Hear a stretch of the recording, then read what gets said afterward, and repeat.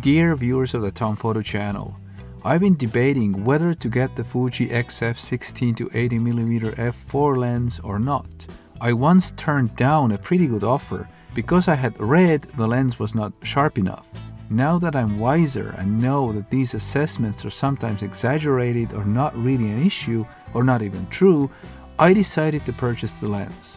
Partly it was because the previous owner had always used a protective filter, so the glass surfaces were as good as new.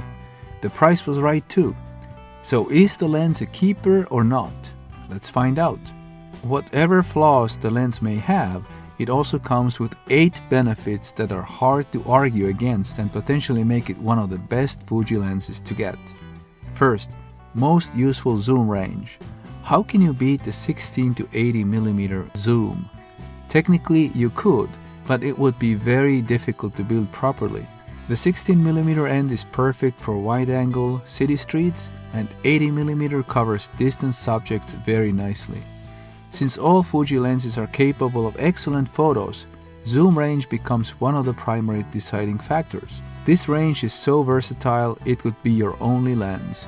For travel, what better lens could you ask for? Number 2. Incredible optical image stabilization. The lens has a constant maximum aperture of f4 throughout the zoom range. You cannot go lower, so you might worry about low light situations. But once you see the optical image stabilization, the worries fade.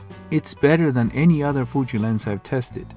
Some say up to 6 stops, and I believe them. I have photographed handheld in very low light with no problem. Number 3. This lens is weather resistant. WR in the name confirms it. My Fuji X-T3 is weather resistant too. What a wonderful pair. Greenland, here I come. Number 4. Focusing distance. As if the lens wasn't impressive enough, it has another trick up its sleeve. Believe it or not, you can use it almost like a macro lens. At 80mm, I measured the minimum focusing distance to be 18.5 cm from the lens and about 34 cm from the camera sensor. What a great travel lens with macro capability. After shooting streets and distant vistas, you can capture insects and flowers with surprising ease. A true master of all trades, and not a bad one at that. Number 5. Minimal focus breathing. Focus breathing is when the effective focal length changes as the focus distance shifts, causing a subtle zoom effect. This lens somehow keeps it under control. That matters most for video or focus stacking. Number 6. Constant aperture. A constant aperture in a zoom lens is valuable. It allows for constant exposure and depth of field throughout the zoom range, simplifying adjustments and helping in low light or video. Of course, f4 isn't very bright, so don't expect dramatic bokeh unless you're close to your subject. Number 7. Compact size. The lens is only a little bit larger than the XF 18-55mm zoom lens, but you'll still feel the difference, especially if your travel camera bag is tight for space. Its filter size is 72mm, and that can be a problem because such large filters are expensive. Number 8. Build quality. Fuji lenses generally have excellent build quality, and this one is no exception. It feels solid. Being an XF series lens, it has a metal mount and plenty of metal in its construction, though also a fair amount of plastic.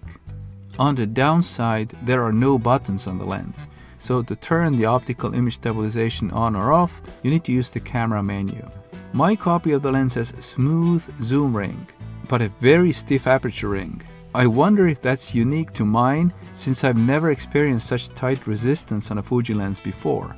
There are a couple of aspects I'm not a huge fan of. First, during zooming, the image can jump suddenly. This causes unwanted effects in video. The good news is that in professional filmmaking, you rarely zoom in real time anyway. And second, corner sharpness isn't perfect, especially wide open.